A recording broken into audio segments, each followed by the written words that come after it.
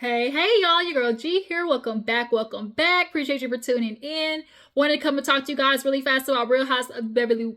Let's try this again. Real Housewives of Beverly Hills. I almost said Beverly. But yeah, Real Housewives of Beverly Hills, you guys, they're out of the country, on their cash trip. Honestly, not too much happened this episode, so this is kind of going to be a real little quick, little cute little recap.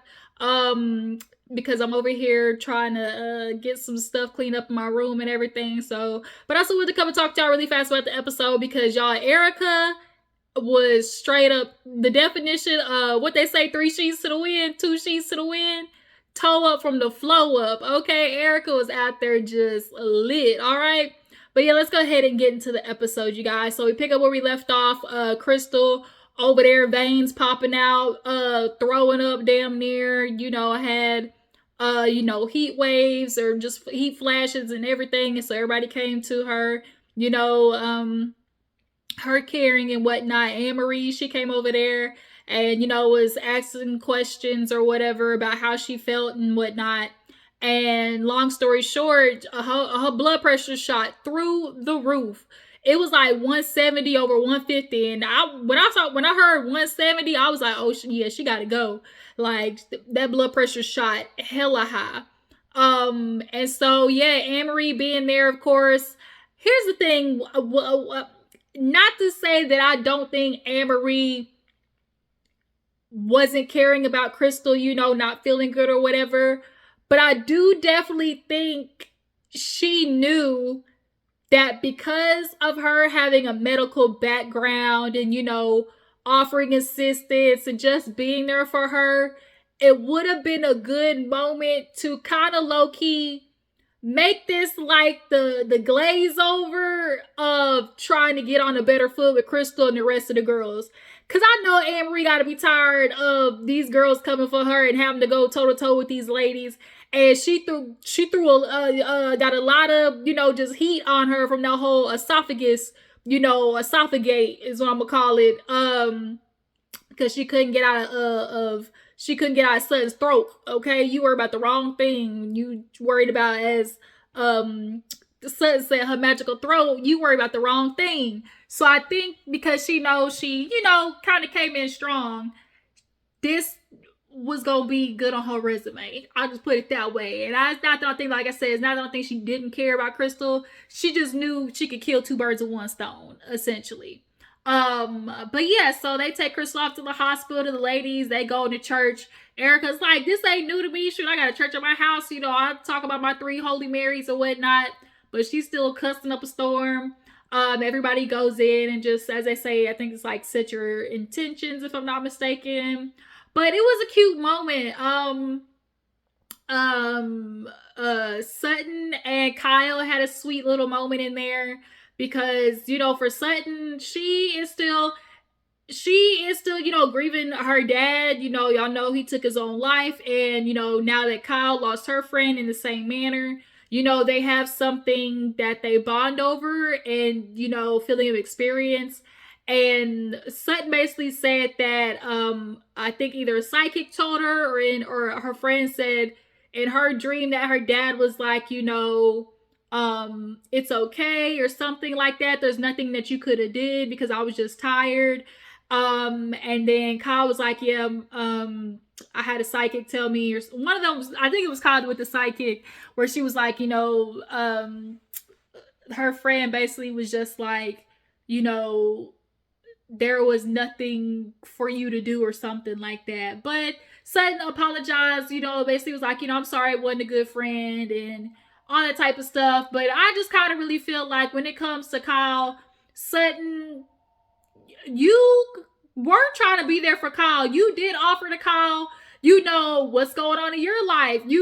She want to be asking questions about you, but Kyle was being hella secretive all beginning of the season. And we know that. So, I don't know. Kyle got a part in all of that too, but it was a little moment between Sutton and Kyle. But what I'm never gonna forget though is even though Sutton is all, teary-eyed about her daddy, her mama, if you've been on Real Housewives of Beverly Hills, Sutton's mama basically was like, spitting on that man grave. I'm glad that dead. Like, he was hell on wheels, and I had to deal with him. And that's usually what happens a lot of the times is the kids always get, they don't get the truth about daddy because, obviously as moms and wives and just whatever, you want to make sure, as they say, don't make your dad, like, it's always about not making the man look bad, don't make him look any worse, or like, don't taint the way the children view their father. But it's like, your daddy is like a straight up asshole. So a part of that is like the fact that it's always on women, to make the dad look good instead of the father actually doing the work to, like, be his own PR. That shit just baffles me. It baffles me because Sutton, she told her mom, like, dad was all this, and this, and she rolled her eyes like, okay, to you, but behind the scenes, your daddy was shit. So it's just kind of like, that's always something that is gonna happen in some people's stories, where you find out your daddy was shit when he passed away. But yeah, moving on. So after the church, the ladies, they go out to eat, and at the dinner, you guys, everybody just kind of talking. Kyle was like, Annemarie, the fact that you were there for Crystal is so crazy, or Erika, especially after everything that happened with y'all. And she was like, I'm just a person, like, I'm always gonna care, I never want to see her that way, and so everyone's like, yeah, just so crazy, 24 hours later, from y'all like screaming at each other, this is what happened. Us as ladies, like, trying to get together in this group, just trying to be fun around each other and actually, bond and have a fun time on this trip is what we want to do. And then that kind of rolled into Garcelle and Dorit having almost like a recap of how their conversation went, because the other ladies, I guess, didn't know about their dinner, about the meeting and stuff. And Garcelle basically told the other ladies how she felt some type of way about Dorit and how it triggered her. And, Dorit got some, Garcelle explained it perfectly. It is unconscious Karen behavior, right? And because Dorit, yeah, you might have grew up, dealing with anti-Semitism, but majority of your life, you still got to live with the privileges of a white woman, And so it's like, you live in your bubble and you're not even understanding, like, everybody's programs, with white supremacy. Like, we know how this country started. Everybody has internal, like, prejudices and, just subconscious things that was, ingrained in all this that we all have to unlearn. And I think that's one of the main things that makes, like, these housewives scared when a black person comes on, because immediately the one thing that they don't want to be tagged with is being a racist. And so Dorit was so scared to even say race, She was like, I just, in our situations, I never maybe considered how things would be different for you because of, Erika, you had to say your race. Like, Dorit is just so scared to, broach the conversation, because at the end of the day, like, the white women just like, they do not want to deal with Black Twitter, okay? They do not want that smoke. But it's so much trying to avoid being quote unquote titled the racist. It still doesn't take away from, like, behaviors that you were taught, and unknowingly doing. But you just have to be open to hearing about it. But, Garcelle and Dorit, they kind of, squash things over, glaze things over, and, they're good. And Kyle was like, also, Garcelle, I just want to thank you for making us feel comfortable enough to, have these conversations with you. Because at the end of the day, also, too, like, if you want to have these conversations, the white women's are scared. They, like I said, they just don't want to deal with Black Twitter. They don't want that smoke. So everything about them is always going to be high alert of getting any type of, racist tag, And Garcelle was like, I don't think any of y'all are racist or nothing like that, But you cannot be racist, but still have, ways about you that you just, obviously, you not aware of because of your privilege. But yeah, so they get back to the house. It's time for Sutton's friends to come over. Her friend, I think his name was Trevor or something like that. Everybody goes in, checks on Crystal. She's still kind of like groggy or whatever, but high blood pressure, gonna find out running her family. So she was just kind of like, that really scared me, because it's like, I know it's something I dealt with, but it's never happened to me to like have this type of effect on me. Why are you calling me right now? Get the I don't want to talk. Spam. Jesus. Um yeah, and so Annemarie came in, hugged all up on her. Crystal was like, just thank you, I really appreciate you being there. Today was very scary, which I'm sure in that moment when she had all that shit happen, like the last thing you want to think, like, oh Lord, please don't tell me trying to take me out. I ain't ready. But that's one thing my girl always say: when the Lord called you, you ain't no. It don't matter if you ready or not. You going. And so it's just kind of like I don't know. That just made me laugh because Chris was like, I was really scared. Garcelle has high blood sugar for her family, so she definitely was just everybody was there for Crystal and stuff like that. So everybody's getting ready. And Sutton basically told the girls, now, all right, these is some classy folks, is what she was basically trying to say. These are erudites or something like that. And they come over, and everybody coming out the car, and coming in saying hi to everybody. Sutton got her merce in her purse. And tonight is like a paella, making class or whatever. So everybody's coming downstairs. They're greeting everything. Erika, she coming downstairs after getting drunk all day, drinking vodka and lemon water. To also kind of mask the feeling of being annoyed with the ladies that she ain't really getting no apology like that after y'all attacked. She like, damn, y'all really attacked me, and I was trying to let y'all know what was going on with my case, but you bitches didn't want to hear it. And so it's just kind of like, she's kind of like seething underneath the surface with that. So, in the future, I'm sure that's bound to come out. But tonight, she got drunk boots over it, and it was funny because when she went to downstairs and introduced herself, the dude was like, oh, you get you a drink. She was like, no, you got it. He was like, no, go ahead. She was like, no, you got it. Like, I'm trying to tell you, I'm already drunk. I don't need no more. So everybody comes downstairs, and we got Garcelle, Crystal. They go over to the paella bowl, and they see this, handsome little silver fox or whatever. And he was like, yeah, I love cooking, especially now that I'm doing it with my son. And they were like, son? And Garcelle was like, shit, like, I throw Storm to the side and get at this daddy. So that Crystal and Garcelle were having a conversation. And by the time Sutton came over, Garcelle was like, bitch, you late. We done already had this conversation. You late. She said, Garcelle, father and son duo. She's like, yeah, son, girl, you late. Me and Crystal was already talking. But, over there in Italy and Spain and stuff, they love the black women. I don't know, a lot of people, they would talk about, oh, don't nobody want black women. And the foreigners, they love them some black women. But yeah, the father and son, they both was cute. So, of course, Garcelle was, doing her little peacock and whatnot, grinning and everything. Shit, Garcelle... Garcelle hot in the pants, okay? But they know what they say. They say, women's libido gets, more active when you older.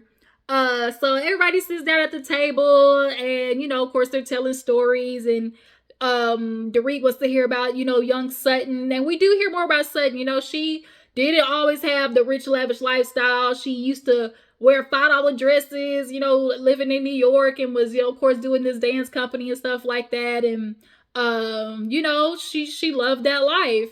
And you can imagine probably going from that to financially depending on a man.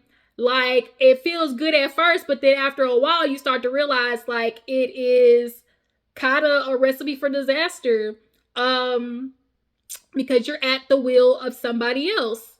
And so they're talking about that, and then they bring up the story of Merce. And they were talking about how much the church was like, oh, how much he meant to us, and da-da-da-da. Erika's like, well, can I say something? You think so highly of Merce, but he in your purse. Or no, she's like, but earlier you had him in a Ziploc bag. All the ladies' faces was like literally like, oh, Lord, Erika is on one. And so the truth is, when you do get ashes, they do they do come in a bag, which is the funny part. But it was just so funny. So then we start to hear about the other, guests there, and they start telling their stories. And at this point, Erika starts showing the ladies, bitch, I'm cultured. Okay, you always think I'm just, was picked up off the sidewalk and, didn't learn nothing through all these years. Bitch, I know a little something, something. And so she's talking to the lady and she's getting to, from Gaza, Lebanese, and the different, religions. And all the ladies are just looking at Erika like, who the fuck is this? who is this woman? And Erika basically was like, I was married to Tom Girardi. You could imagine all of the dinners and associates of people that, I've probably seen. And she was like, at the end of the day, I might not have got a college degree, but I still am an inquisitive person. I still learn or whatever. And it really don't matter about you having a degree. If you're a person willing to learn and you're a person always seeking more knowledge, then, that's just as good. And she, would say, I would ask these people questions. And as long as they weren't snooty, I would, learn more. And so her and that lady were just having a good old conversation. And everybody was just like, who the fuck is this bitch? Like, where did this girl come from? So, yeah, it was a cute little dinner, y'all. Like, it really was a cute little episode. After everybody ate and whatnot, oh girl, she was like, oh yeah, I'm from Atlanta, Benny Siegel. And she was like, Benny Siegel? And Erika was like, hell yeah. Dorit, Benny Siegel. Benny Siegel. Oh, we gotta look up Benny Siegel. And it was like, girl, just don't worry about it, Dorit. You wouldn't like his music no way. With your unflavored, don't wash my chicken ass. So everybody, is ready to go. Had a great night. Immediately, Erika said, toast, up, cheerio, and was gone. Erika knew this was my cue. I gotta go before I plop on this cobblestone. So then, yeah, everybody went to bed. It was cute watching Garcelle and the ladies, like, have their little late night, cap or whatever. Erika and Kyle went in the room. And Garcelle was, like, throwing a joke. She was like, I need y'all to leave. The chef is on his way. Garcelle want them legs thrown to the moon, okay? So then the next day they are due to, oh yeah, Merce and the purse. That made everybody laugh too, because Erika was like, Merce is in the purse. But yes, the next day and everybody's getting ready, to do the ash, let go or whatever, let go, spread the ashes. And Sutton is kind of having an emotional breakdown, essentially because, it's more than just letting go of a friend. It was a whole era of her life that she didn't realize she just wasn't, emotionally over. And so it's all hitting her at once. And so Kyle comes in, to be there for her and comfort her. And Sutton's just like, my dad, my husband, like, Merce was there for all of that. And so because that was, him involved in that part of my life, letting him go almost means like letting go of all of that too. And so she's like, I may be 54, but I need to be the 24-year-old Sutton, that went out there and, did it and wasn't scared or whatever. And, a lot of times as humans, like, we are emotional human beings. Like, you feel like you're over something, but all it takes is that one thing to trigger you. And it be like, oh shit, like this, the floodgates, as they say, open, that you had no idea, was there. But that was the end of the episode, y'all. It was a cute little episode, cute little kiki. Erika, whole drunk boots ass, I tell you. But that's kind of, I like watching that on the show, where you just see women just, just drunk and having these blooper moments. Like, I just love those type of things. But yeah, next episode, we'll see them spread the ashes, and they spread all right, all on Garcelle's bike, okay? But what do you guys think about Real Housewives of Beverly Hills? What do you guys think about Annemarie being there for Crystal? Does this mean that they finally call in truce? How do you guys feel about Dorit and her place on Beverly Hills? I'm kind of feeling like she needs to go. Yeah, I appreciate y'all for tuning in. Follow me on Instagram and Twitter, and I will catch y'all later. Deuces.